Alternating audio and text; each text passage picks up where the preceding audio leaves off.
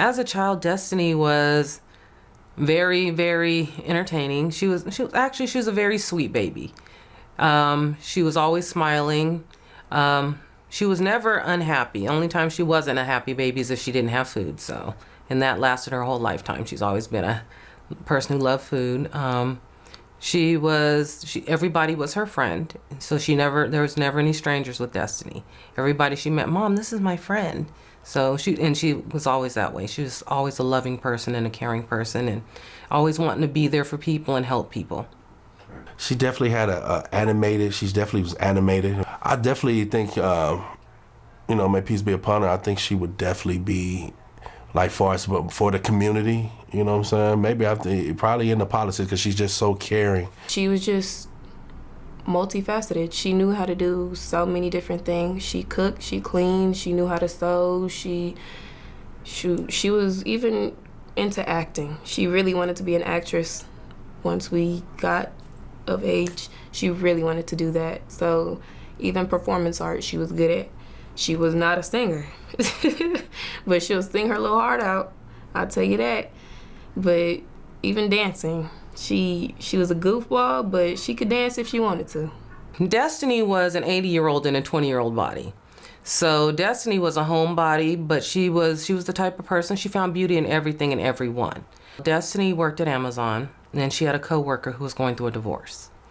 And so a couple of friends are trying to, just uplift this person, so they planned a night out because Destiny didn't normally go out. So she told me about a month in advance, Mom, we're gonna go out, because so-and-so's going through this. So when it came time for her to go, because she was a homebody, she was going out of, because she promised and she felt obligated to go, but she really didn't want to go that night. So that night she caught an Uber and to her destination, and with my girls, whenever they're going somewhere, they give each other their location. They'll sit there and talk to each other until they get to their destination, just to make sure they get there safely. It was maybe 3 in the morning when I initially woke up, which was the exact time, 3:30 was around the exact time that she had passed away. That was when I had woke up, and I checked, and I had fell asleep in her bed while she was getting ready. And I realized she wasn't there, which was weird because she's not a party person. She doesn't stay out late. She doesn't like being out late. So I found it weird that she wasn't home, but I checked her location and said she was out. I was like, okay, she's fine. She'll be home later. I wake back up at 5. My sister Essence is waking me up. Faith, do you have her location? Where she at? Send it to me now. All of this.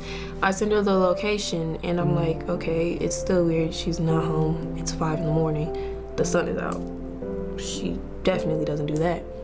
So I'm texting her, are you okay? I'm getting a little worried.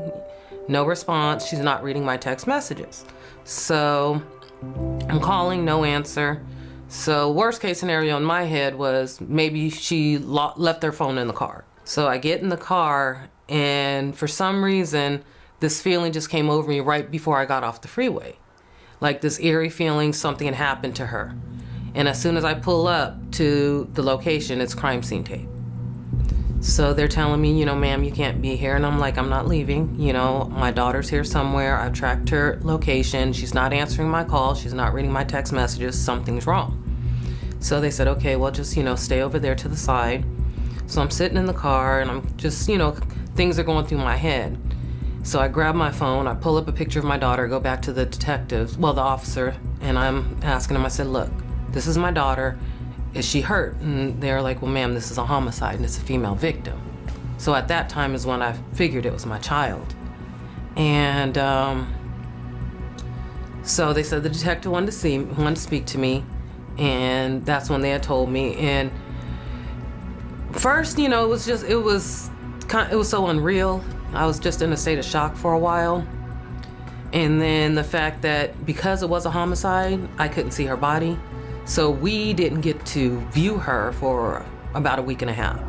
So in our minds, it's like, we know she's gone, but how do we know? Because we haven't seen her.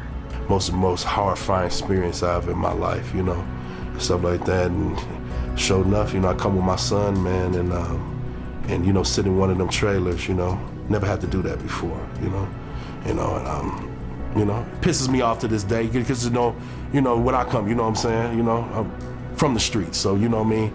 There's certain things, you know, the streets don't allow, you know what I'm saying, perfectly innocent. And then she don't even go out. And when she goes out, this happened.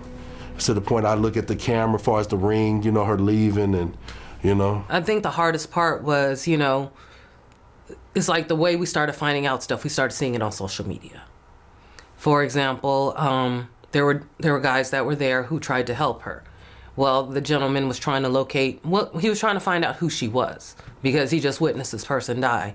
So to have to see that on social media, that was rough. Because of the type of person Destiny was, she was always the type of person who wanted to help people, you know, wanted to be there for people, you know.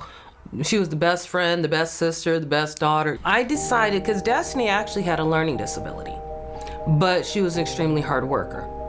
So in her early years, she was in, you know, like the IEP classes for her learning disability, but then she gradually got to grade level and then was able to, you know, make it to honor roll in her high school years. So the GPA, we didn't want it to go to people with, you know, have to be a straight A, you know, 3.5. So we want the average student, but we want them to work hard. So the GPA is 2.5, but it's based on who you are, not what you have or what you don't have. You know, so for example, the application process, we want a 400 to 600 word essay just telling us about who you are as an individual and how you plan to impact the community and the world in a positive aspect. I believe this foundation is going to be something bigger than we ever expected, and it's simply because we have Destiny to help us.